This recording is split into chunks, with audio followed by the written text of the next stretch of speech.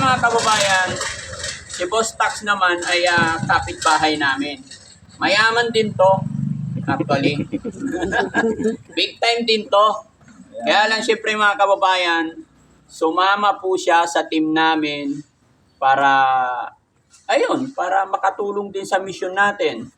Pero kasama siya sa team pero hindi namin siya pinapasweldoan. Kumbaga ibang agreement namin ni Tax. Dahil magkakapitbahay, magkakaibigan, welcome nga po ang lahat eh. As long as ang focus natin, ang target natin ay makatulong sa kapwa.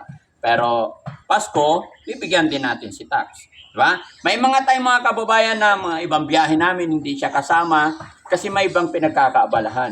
Pero gaya ng aking sinabi, pag hindi siya busy, malaya siya, kasama siya sa mission ng Team Daddy Frankie. Kaya malaking bagay din mga kababayan, kaya mayroon din siya. Tax, para sa'yo. Yun! Yun o. Oh, no.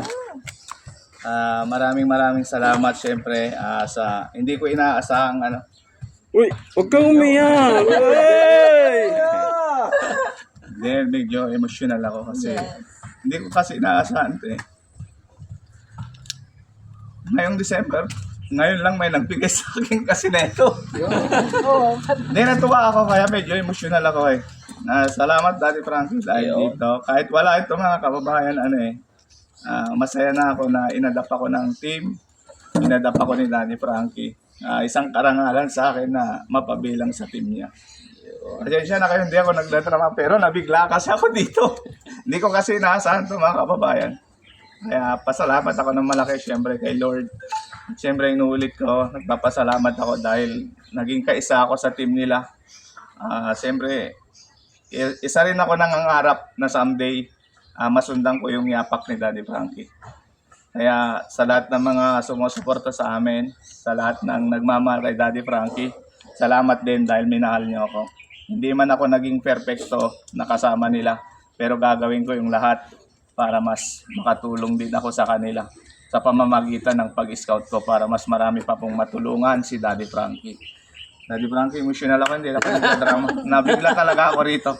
Maraming salamat kasi on-off cam si Daddy Frankie. Matagal ko na siyang kilala. Mabait siya talaga. Hindi lang ito, may nauna to, hindi pa ako nagbablog, nagbigay na kasi sa akin ng ganito eh.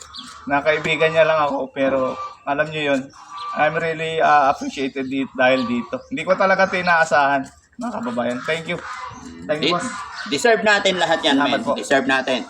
Pagdating doon sa sinasabi mong masusundan yung yapak ni Daddy Frankie, kayang-kaya yan. Basta maging mabuting tao lang tayo parati. Gawin lang natin yung tama, yung naayon sa batas ng Panginoon. Hindi imposible, walang imposible. Okay? Thank you po. Bago tayo mag-iyakan, next ulit, next. Thank you po, thank you. Yan. Naiyak ko doon Hindi ko kasi inaasahan. Next. Not expected ako dito, Kuya Boss Jesse. JB.